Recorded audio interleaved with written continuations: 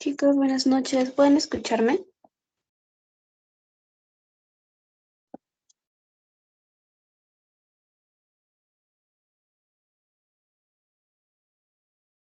Buenas noches, ¿se me escuchan?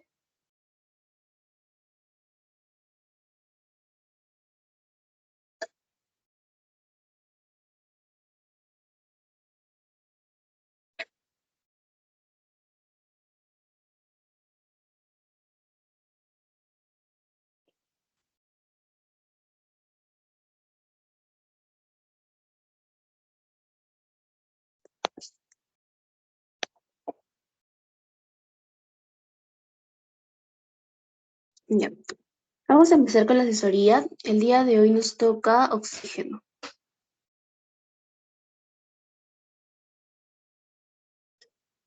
Ok. Vamos a empezar definiendo qué es el oxígeno. Bueno, sabemos que el oxígeno es un elemento químico que va a ser esencial para la vida y los procesos biológicos que se van a realizar. Sabemos que nosotros utilizamos el oxígeno para un proceso muy importante que es la respiración. Entonces, todos los seres vivos dependen de la cantidad de oxígeno que se presente, ¿no? Que haya. Todos dependen del oxígeno para poder sobrevivir. ¿Qué más podemos decir del oxígeno? Es el segundo elemento más abundante en la Tierra. Ahora, los primeros organismos que van a poder producir oxígeno no fueron como tal eh, las plantas, sino que fueron unos procariotas llamadas cianobacterias. Entonces, las cianobacterias fueron los primeros seres en producir oxígeno. ¿Listo? ¿Está ahí todo claro? ¿Se entiende? Pueden poner una reacción. Ya. Entonces, vamos a continuar. Ya, ¿qué más decimos del oxígeno? Bueno, en el universo primigenio, el oxígeno se originó por la fusión nuclear del carbono y el helio. Sabemos que, bueno, voy a explicar un poco más esta parte. Luego del Big Bang, ¿ok? Momentos después del Big Bang, en el universo se van a presentar o se van a realizar diversas reacciones químicas, ¿no? Para poder formar los elementos que luego van a dar vida en la Tierra. Entonces, lo que se va a formar o lo que va a pasar en este momento es que se va a realizar una nucleosíntesis entre los elementos más ligeros que había en ese caso, en ese momento en la Tierra. En este caso, los primeros elementos que había en la Tierra son el helio y el hidrógeno. Entonces, lo que va a pasar es que entre esos dos se va a presentar una nucleosíntesis que va a concluir en el carbono. Entonces, la nucleosíntesis del helio y del hidrógeno va a concluir en el carbono. Y una vez tengamos el carbono, este carbono se une, se realiza otra nucleosíntesis entre el carbono y el helio para formar el oxígeno, ¿no? Entonces, de esa forma es como el oxígeno nace. Y aquí podemos ver la ecuación más detallada, ¿no? 12 carbono más 4 helios igual a 16 de oxígeno. Esa es la ecuación que dio vida o que originó el oxígeno, ¿no? Una nucleosíntesis, por cierto, es la unión de dos núcleos, básicamente, ¿no? Entonces, los núcleos ligeros del helio y del hidrógeno se unen para formar un núcleo más pesado que vendría siendo el núcleo del carbono. Y esta, como les dije, sería la ecuación, ¿no? Que dio origen al carbono. Hasta ahí todo claro, todo se entendió.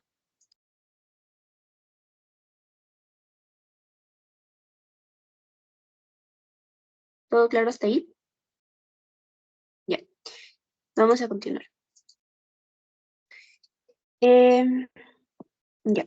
Ahora, ¿alguien sabe cuánto es el porcentaje de oxígeno que presentan los seres humanos?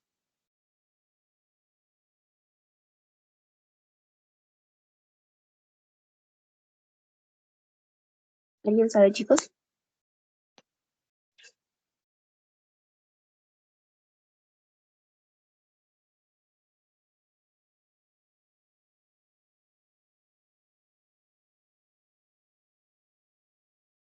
Ya.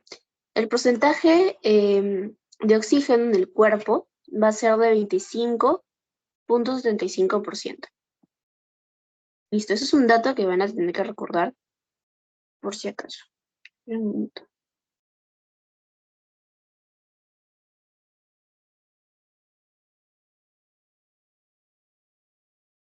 Ya. Ahora vamos a hablar un poco más del oxígeno. Bueno, son datos que vamos a tener que memorizar. En este caso, el oxígeno es un elemento que se encuentra en el grupo 6 y la fila 6 de la tabla periódica. ¿Qué más podemos decir del oxígeno? Ya, en el agua va a haber un 89% de oxígeno. También es otro dato que van a tener que recordar. Luego, en el aire, mar y tierra hay un 50% de oxígeno. Y aquí tenemos un poco más de los datos, ¿no? En este caso sabemos que el estado de oxidación del oxígeno es -2, que es el más usado, pero también se usa el -1. Listo, el -1 solamente se va a utilizar para... eh, ¿alguien sabe para qué se utiliza el -1? El estado de oxidación -1.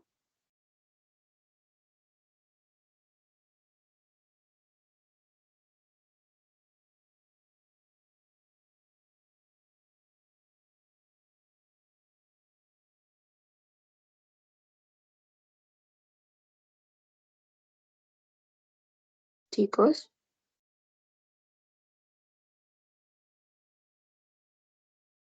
Bueno, el -1 no va a ser tan usado, el que más vamos a usar el estado de oxidación es el -2. ¿Qué más tenemos que recordar del oxígeno? Es que también es producido por la descomposición térmica del magnato de potasio. Eso es otro dato que probablemente les pueda venir. Listo, vamos a continuar. Ahora les voy a explicar un poco del principio de Lavoisier. Básicamente esto habla del uso del oxígeno. Ok, sabemos que Lavoisier es el padre de la química moderna y realizó una serie de experimentos que van a demostrar la importancia del oxígeno. Entonces, este experimento consistió en usar una vela ya bajo una campana, ¿no? En este caso tenemos aquí la vela bajo una campana y bueno, aquí nos dice que la vela se apaga cuando se consume todo el oxígeno. Es decir, que es necesario para que la vela esté encendida, es decir, para que se produzca una combustión, ¿ok? Para que se produzca una combustión es necesario la presencia del oxígeno. Entonces, la vela se mantendrá encendida si dentro de la campana hay suficiente oxígeno. Y lo mismo pasa con los animales. Los animales dentro de la campana, encerrados, van a necesitar una cantidad de oxígeno, una cierta cantidad de oxígeno para mantenerse vivos, ¿no? Sabemos que la respiración es otro proceso en el que se va a ampliar el oxígeno. Por ello que para que los animales se mantengan vivos dentro de esa campana debe haber bastante cantidad de oxígeno. Como no la hay, es por eso que mueren dentro de la campana. Y lo mismo pasa con la vela se apaga. Otro dato es que si ponemos demasiada cantidad de oxígeno dentro de esa campana, la vela se va a derretir, ¿no? Se va a consumir. Entonces tampoco es bueno ni poca cantidad de oxígeno ni mucha cantidad de oxígeno. Y lo mismo pasa con los seres vivos. Si hay demasiado oxígeno, también van a estar dañados. Las células se dañan y pues también es perjudicial para ellos. Entonces, en conclusión, los experimentos de Lavoisier van a demostrar el papel clave del oxígeno en los fenómenos de combustión, ¿ya? De combustión y de respiración. Y ya, eso. Ahora, aquí tenemos un pequeño cuadro que también se explica un poco mejor que el oxígeno participa en los procesos de respiración, oxidación y combustión. ¿Hasta ahí todo quedó claro? ¿O tienen alguna pregunta?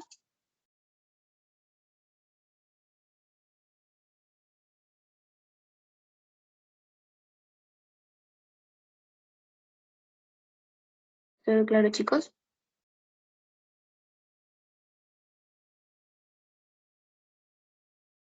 Ya, vamos a continuar. Ahora vamos a hablar un poco de la respiración celular. ¿Alguien sabe más o menos en qué consiste la respiración celular? ¿O qué órgano participa en él? ¿Cuál es el órgano encargado de la respiración celular? La mitocondria.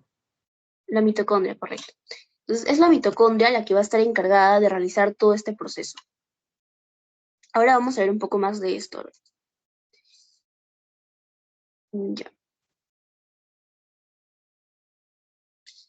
Ya, esta respiración va a empezar con la glucólisis. ¿Qué es la glucólisis? Es la degradación de la glucosa para obtener dos moléculas de piruvato. Ok, a partir de estas dos moléculas de piruvato se va producir, bueno, va a haber una producción neta de 2 moléculas de ATP. Entonces, eso va a ser lo primero que va a pasar, ¿no? La glucólisis. Vamos a ponerlo por acá. Lo primero que pasa en esta respiración es la glucólisis. Luego de la glucólisis, recién se va a originar el ciclo de Krebs, que tiene lugar en la matriz mitocondrial. Entonces, segundo lugar, ciclo de Krebs,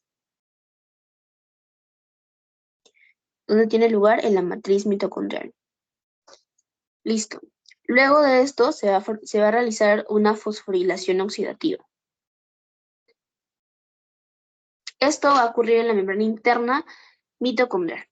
Listo. Entonces, esos más o menos van a ser los pasos de la respiración celular, donde el fin de esto es la obtención de energía, o también conocido como ATP. En este caso, obviamente, el oxígeno va a formarse, ¿no? Como un producto de este proceso. Perdón, el oxígeno es lo que va a el agente que va a permitir que este proceso se realice. Entonces, el oxígeno va a ser el oxidante biológico. Ahora les voy a comentar un poco de la diferencia entre la respiración y la ventilación. Ya. La ventilación viene más, se refiere más al proceso mecánico que implica el intercambio de gases, mientras que la respiración es la transferencia de electrones a nivel mitocondrial para poder obtener esa energía celular, en este caso, el ATP. Listo. Y aquí podemos ver la ecuación de la respiración celular, ¿no? Que no creo que se les venga, pero para que lo tengan de dato. ¿Hasta ahí todo claro? ¿Tienen alguna pregunta?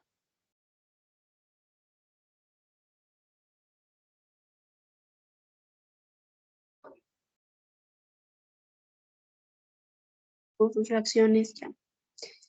Listo, ahora vamos a pasar a la siguiente parte. Bueno, aquí tenemos unos procesos que van a permitir la producción de oxígeno.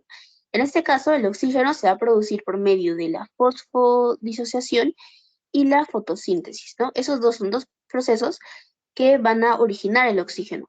Además, el oxígeno, a través de un proceso de fotólisis, va a producir el ozono, ¿no? El ozono, que es el O3. Listo. De esto vamos a ver un poco más después. Ahora les voy a hablar un poquito del ciclo del oxígeno. Ya, el ciclo del oxígeno es muy parecido al ciclo del carbono, que si no me equivoco que vimos la clase pasada. Bueno, ¿cómo se produce este ciclo? Sabemos que el oxígeno se produce a través de la fotosíntesis. Entonces las plantas van a producir oxígeno. Y este oxígeno les va a servir a los animalitos, a los seres vivos, que a su vez producen CO2, que es importante para las plantas. ¿Por dónde más? El oxígeno va a pasar por un proceso de fotólisis, como ya les dije acá, que va a producir el ozono, ¿no? Y este ozono sirve para el ciclo hidrológico, si no me equivoco, en el que, bueno, el agua se evapora, también produce oxígeno al evaporarse, en fin. Son un conjunto de procesos que van a formar un ciclo y que de esta forma el oxígeno se mantiene en equilibrio en la Tierra para que pueda servir a los seres vivos. ¿Ok? ¿Así todo claro? Listo, vamos a pasar a la siguiente parte. Ahora vamos a hablar un poco de la fotosíntesis. Acá lo que tenemos que recordar son las fases de la fotosíntesis. La fotosíntesis tiene una fase luminosa y una fase oscura. Listo. ¿Alguien recuerda en qué parte de la planta se realiza la fase luminosa?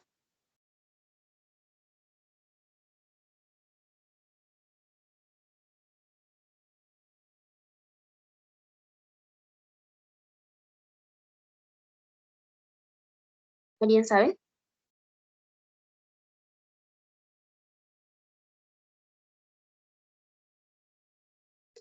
Ya, la fase luminosa se realiza en la membrana tilacoide.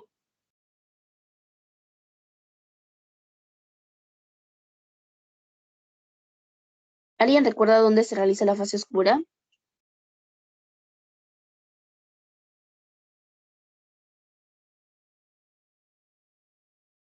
Parte de la planta se realiza en la fase oscura.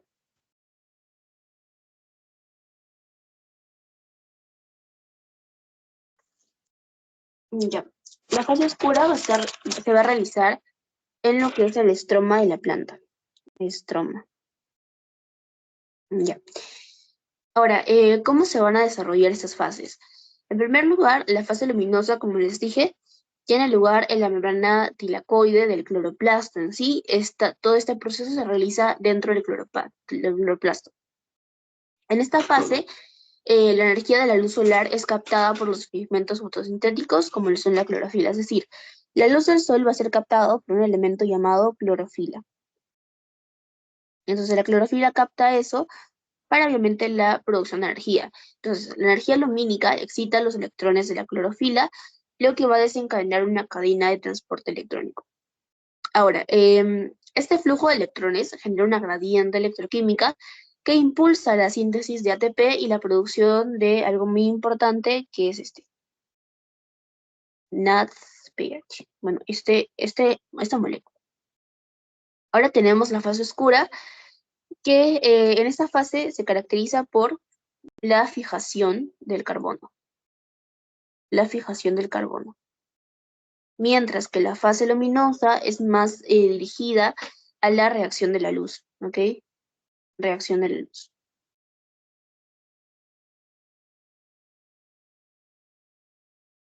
Entonces, como les dije, en la fase oscura se va a realizar la fijación del carbono. Y como les dije, tiene lugar en el estroma, ¿no? El ATP va a ser producido en la fase luminosa y este ATP que ya se produjo aquí, ¿no? Se produjo ATP, ese ATP va a ser utilizado en esta fase para precisamente la fijación del carbono. Luego, la reacción de fijación de carbono es catalizada por la enzima rubisco. ¿Ok? La enzima rubisco y utiliza el CO2 como sustrato, utiliza el dióxido de carbono como sustrato. Entonces, básicamente son datos importantes. Lo único que tienen que recordar de esta parte de fotosíntesis es que la fase luminosa se realiza en la membrana tilacoide y se caracteriza por la reacción de la luz, mientras que la fase oscura se realiza en el estroma y se caracteriza por la fijación del carbono. Listo. Hasta ahí está todo claro, chicos. ¿Tienen alguna pregunta?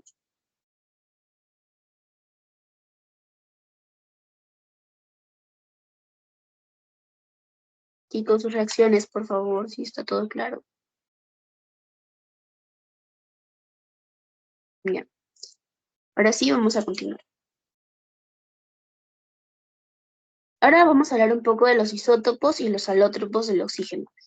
¿Qué son los isótopos? ¿Alguien recuerda qué son los isótopos?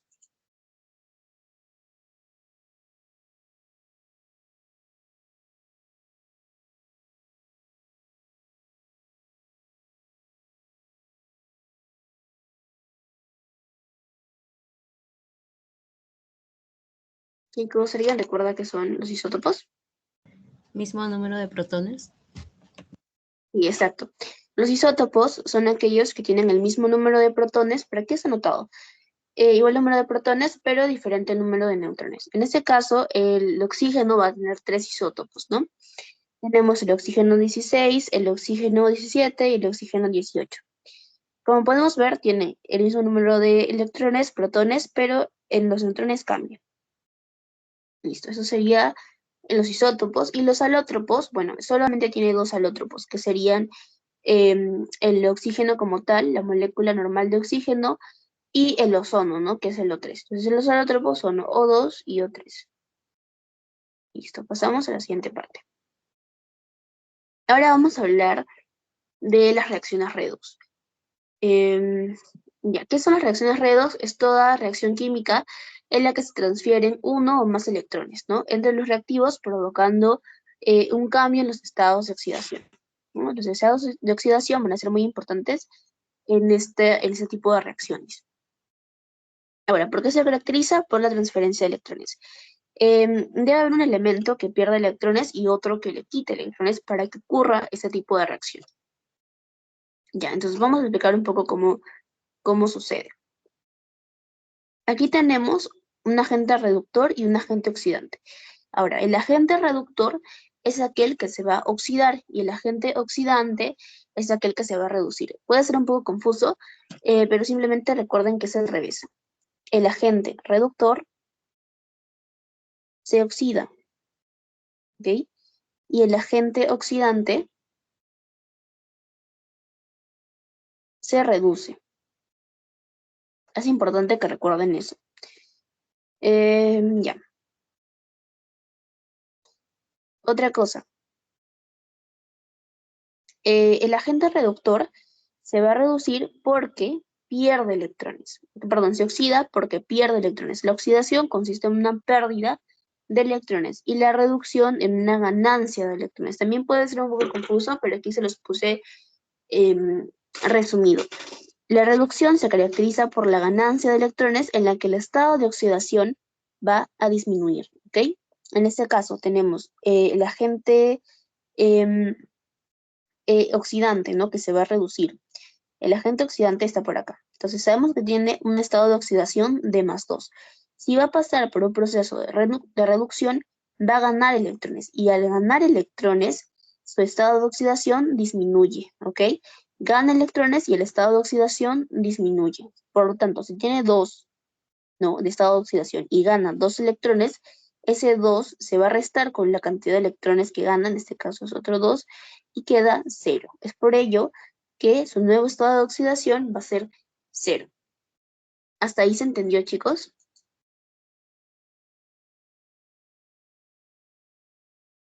¿En esa parte? Ya. Ahora, algo parecido va a pasar en el caso de la oxidación. Tenemos en la oxidación el agente reductor, que en este caso es este, ¿no? Ahora, tenemos que su estado de oxidación es 0. Si va a pasar por un proceso de oxidación, va a perder electrones.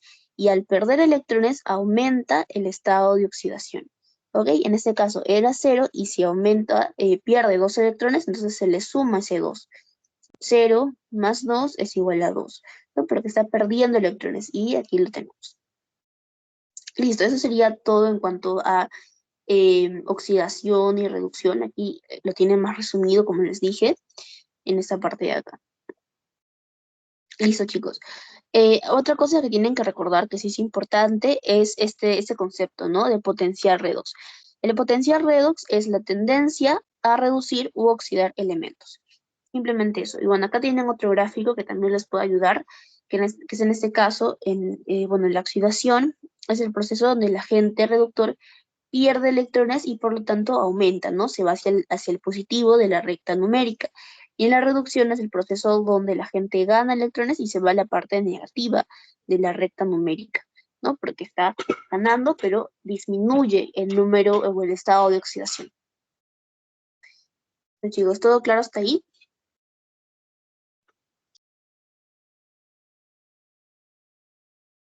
Ya, vamos a pasar a la siguiente parte. Ahora les voy a hablar un poquito de la combustión. ¿Qué es la combustión? Bueno, tenemos dos tipos. Tenemos la combustión completa y la combustión incompleta. La combustión completa es aquella donde se va a producir energía y, bueno, se produce energía y su producto o uno de sus productos es el dióxido de carbono, mientras que en la combustión incompleta su producto es el monóxido de carbono, ¿ok? Y no va a haber suficiente producción de energía. En eso se diferencian estos dos tipos de combustión. Otra cosa que tenemos que recordar es, bueno, como dato, como una retroalimentación, las reacciones de oxidación van a ser la combustión, la respiración y la oxidación. Son datos que también tienen que recordar para su examen. ¿Hasta ahí todo está claro, chicos? ¿Tienen alguna pregunta?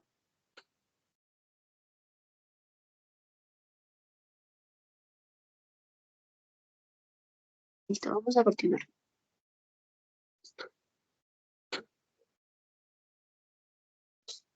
Ya que son los radicales libres, los radicales libres son especies químicas que poseen uno o más electrones desapareados en su orbital más externo, ¿ok?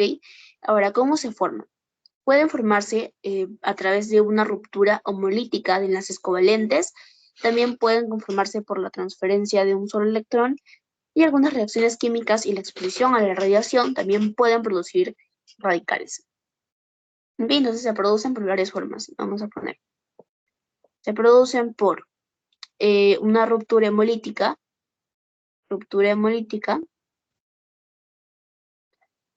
por transferencia de un solo electrón,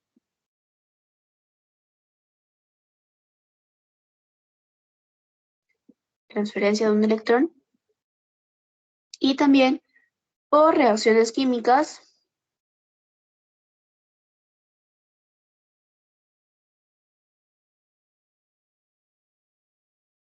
y radiación. Entonces, se producen por esos tres mecanismos. Ahora, en cuanto a su reactividad, los radicales libres son muy inestables y por lo tanto muy reactivos. Esto les permite oxidar o reducir fácilmente a otras moléculas, ¿ok? También pueden dañar estructuras celulares como lípidos, proteínas y ácidos nucleicos. ¿Por qué los dañan? Porque son tan reactivos que producen esos daños, ¿no? Precisamente. Ahora, em, ¿cuál es su papel en la salud como tal? Bueno, los radicales libres están muy asociados a los procesos de daño celular, o sea, son muy dañinos para las células en nuestro cuerpo y producen, bueno, son algunos de los causantes del cáncer, por ejemplo, y también del envejecimiento. Además de ello, también enfermedades neurodegenerativas como lo son el Parkinson, entre otras, ¿no? Bueno, sin embargo, también van a jugar o van a participar en roles fisiológicos importantes, como lo son la señalización celular y la función inmunitaria. Entonces, si bien contribuyen al daño celular, envejecimiento y son algunos de los propiciadores del cáncer, también participan en procesos fisiológicos importantes. También son importantes porque participan en la señalización celular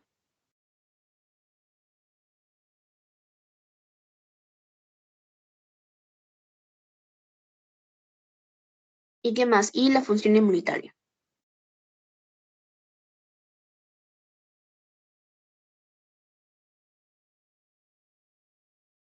Entonces, no olviden que estos pueden ser muy dañinos, pero a su vez también son beneficiosos para los sistemas biológicos, en este caso para la señalización celular y la función inmunitaria, pero también causan daños como es el daño de las células, envejecimiento y cáncer.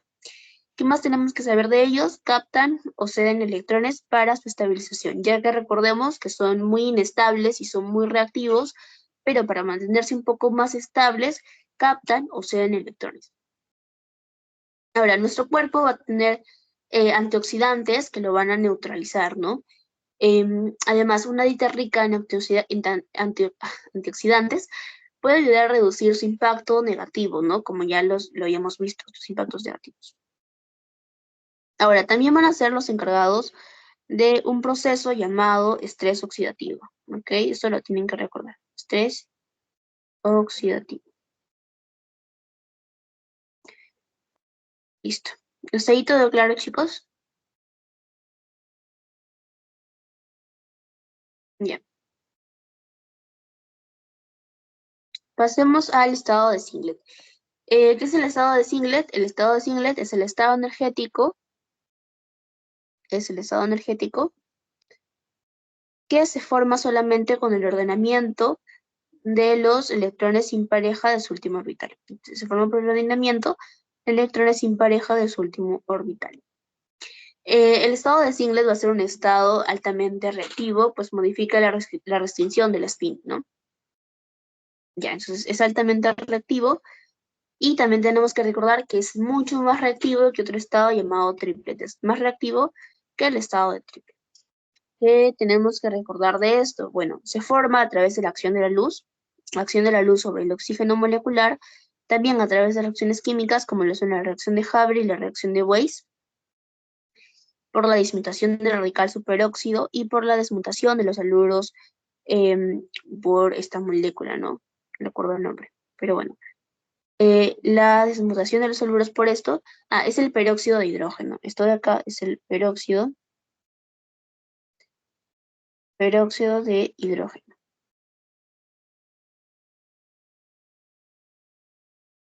Entonces, estos son los mecanismos de formación que sí tienen que memorizarlo, en especial esto, ¿no? Que sí, es muy importante. La desmutación del radical superóxido, que ahorita la vamos a ver. Bien. Bueno, eso básicamente, ¿qué más podemos decir del estado de Singlet? Pueden dañar biomoléculas como lípidos, proteínas y ácidos nucleicos. ¿Y por qué los dañan? Porque son altamente reactivos. Además, también contribuye al famoso estrés oxidativo como como lo hacen los radicales libres, ¿no? Este también contribuye al estrés oxidativo. Listo, ¿qué más? El estado de Singlet del oxígeno es una configuración electrónica particular que lo convierte en una especie mucho más reactiva y oxidante, con implicaciones tanto en procesos dañinos como en algunos beneficiosos para los sistemas biológicos. Entonces, el estado de Singlet del oxígeno va a ser un estado que va a ser altamente reactivo, que produce daños, que perjudica el cuerpo en cierta forma, pero también es útil para los procesos biológicos, que bueno, ya vamos a ver más adelante, ¿no? Entonces, ¿qué tenemos que recordar de ese estado? Simplemente es muy reactivo, es más reactivo que el de triplet y el oxígeno en el estado de singlet es también altamente reactivo, que produce tanto daños como beneficios. Los procesos de formación también son importantes y ya eso sería todo con respecto al estado de singlet, ¿no? ¿Tienen alguna pregunta hasta acá,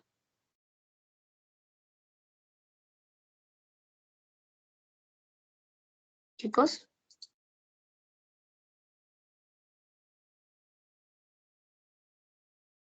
¿Todo está claro? ¿Todo se entendió?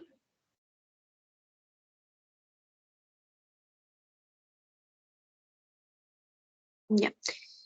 Ahora vamos a pasar a definir esos conceptos. El superóxido y el hidroxiperóxido. Ya, ¿qué es el superóxido? Es un singlet, es el de oxígeno en estado de singlet, un tipo de oxígeno en estado de singlet, ¿no? Que se reduce al ganar un solo electrón, se reduce al ganar un solo electrón. Y se produce por la reducción del oxígeno mediante la adición de un electrón. Además, ese superóxido va a presentar un enlace simple. ¿Cuál es su fórmula? Es la siguiente. O2 menos. Listo. Entonces es un singlet que va a ser altamente reactivo y se produce por la reducción del oxígeno mediante la adición de un electrón.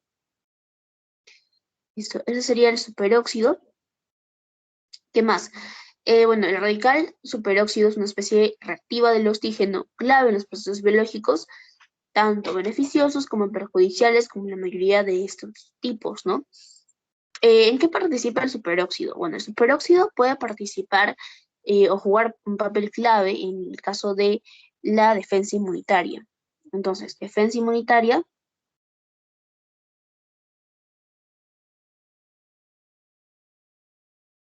¿qué más? También, bueno, en la defensa inmunitaria, ya que los macrófagos y neutrófilos lo utilizan para eliminar patógenos, ¿no? Entonces, es usado por los macrófagos, por eso participa en la defensa inmunitaria. Pero también puede causar daños como estar implicado en diversas enfermedades, ¿no? Bueno, es regulado por la enzima superóxido dismutasa. Regulado, regulado por la enzima peróxido, eh, ok, superóxido dismutasa.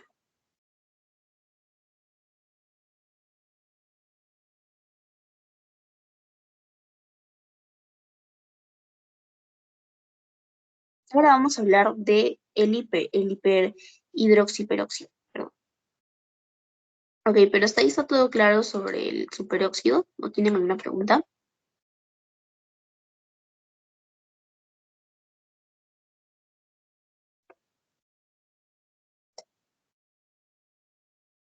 Ya si está todo claro, vamos a continuar. Ya, ahora tenemos al hidroxiperóxido. Este va a ser un estado del oxígeno que va a ser más reactivo que el mismo oxígeno y va a ser producido por la dismutación del superóxido. Esto es importante, chicos. Este elemento que está por acá, el superóxido, va a pasar por un proceso de dismutación y ese proceso va a provocar que se origine este hidroxiperóxido. Entonces, el superóxido pasa por un proceso de dismutación y se crea el hidroxiperóxido. Ahora, este va a desempeñar roles importantes, roles tanto beneficiosos como perjudiciales también en sistemas biológicos. Entonces juega un papel importante en el cuerpo, sin embargo también puede causar daños, ¿no? Listo, hasta ahí está todo claro, chicos.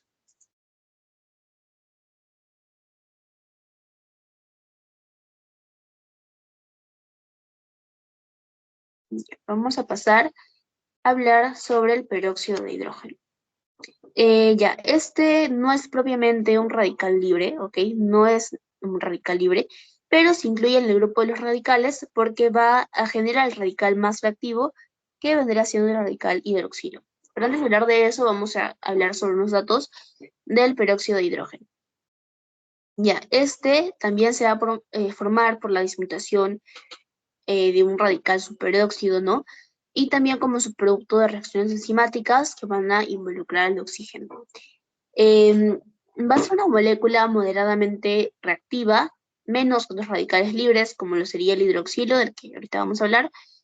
¿Qué más podemos decir? Que puede oxidar moléculas como lípidos, proteínas, ácidos nucleicos, causando los famosos daños oxidativos. ¿Cuál es su importancia biológica? Bueno, desempeña roles beneficiosos como perjudiciales, como ya habíamos dicho, participa en la señalización celular, la defensa inmunitaria, también contribuye al estrés oxidativo y a la patogénesis, o bueno, al origen de enfermedades, también participa en eso, ¿no?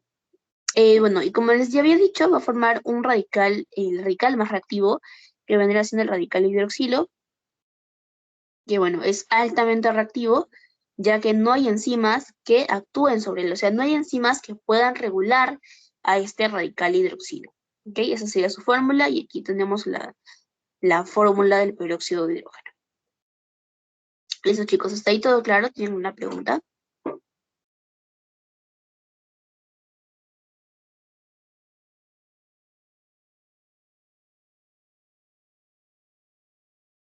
Bueno, el radical hidroxilo va a estar formado por dos reacciones. Bueno, si bien aquí les puse las ecuaciones, en este caso la ecuación de Fenton y la ecuación de Haber-Weiss. Es un dato que también van a tener que recordar después de venir los pasitos. Bueno, en el examen. Listo.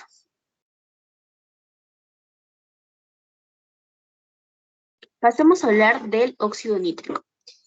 Bueno, el óxido nítrico es una molécula de gran importancia fisiológica que va a cumplir principalmente funciones vasculares, ¿ok? Tiene funciones vasculares. Listo. Ya. También va a cumplir roles neurológicos e inmunológicos. Funciones vasculares, neurológicas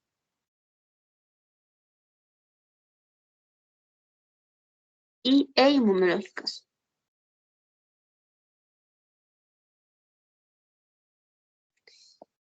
Listo. El óxido nítrico es una molécula de gran importancia fisiológica, ya que cumple estas funciones, ¿no?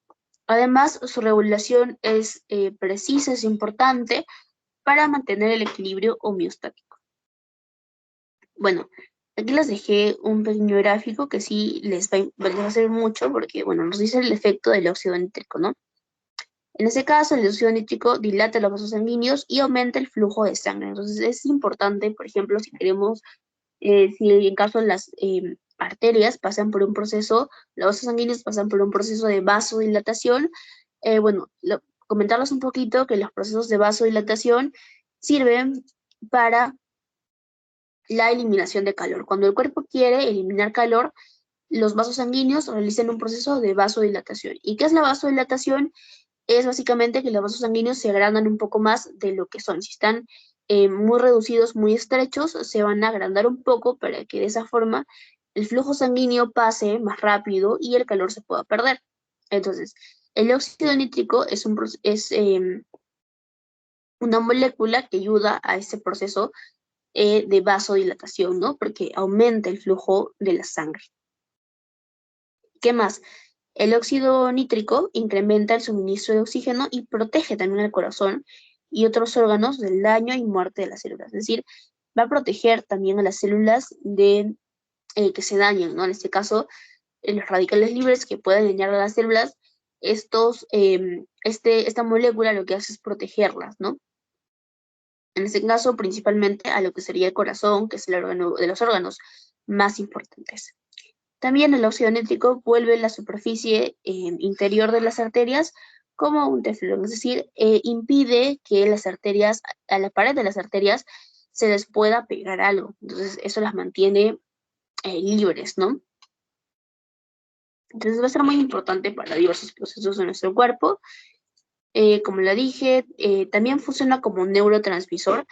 El óxido nítrico actúa como mensajero químico del sistema nervioso central. Y les dije. Bueno, la función inmunológica es que, bueno, es usado por los macrófagos. Y en cuanto a la esqueletización celular, participa en diversos procesos, tanto intracelular como en transducción de señales de la célula, ¿no? Bueno, eso sería todo en cuanto al óxido nítrico. ¿Tienen alguna pregunta hasta ahí?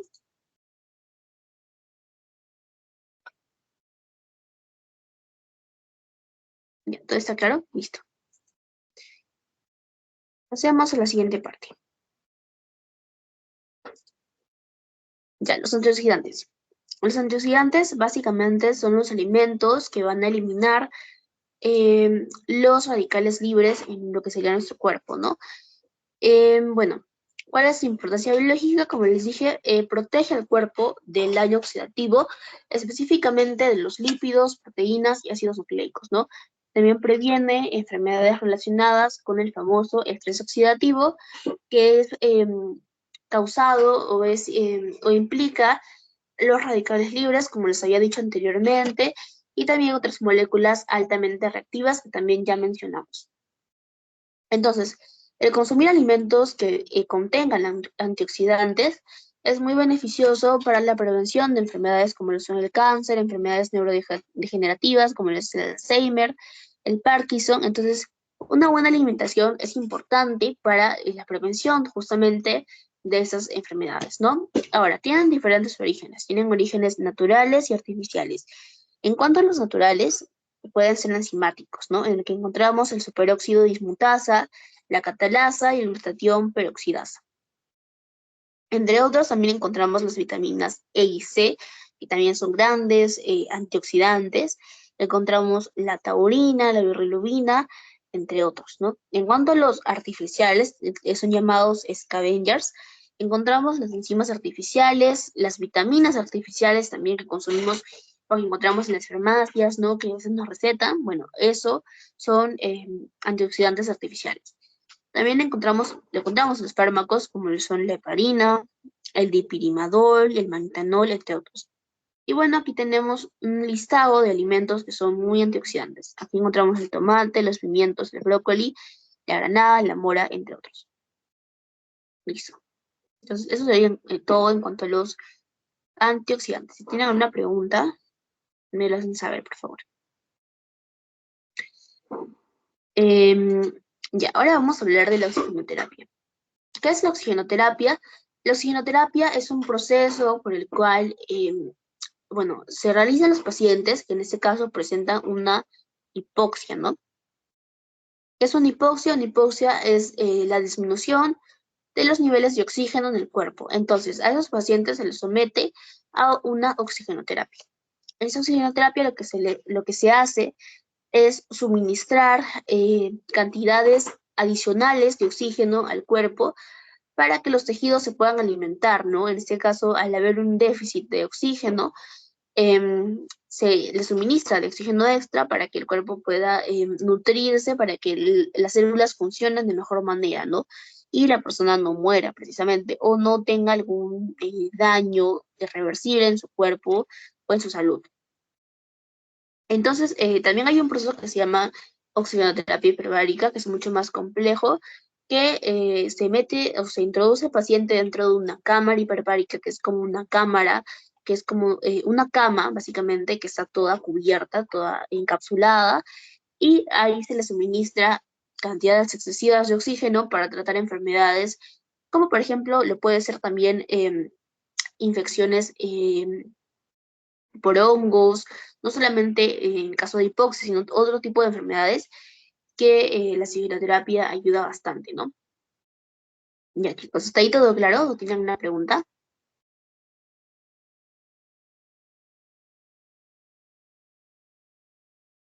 Reacciones, por favor, si todo está claro. Ya. Con eso sería todo, chicos. Muchas gracias. Ahora sí les envío el post-test. Listo.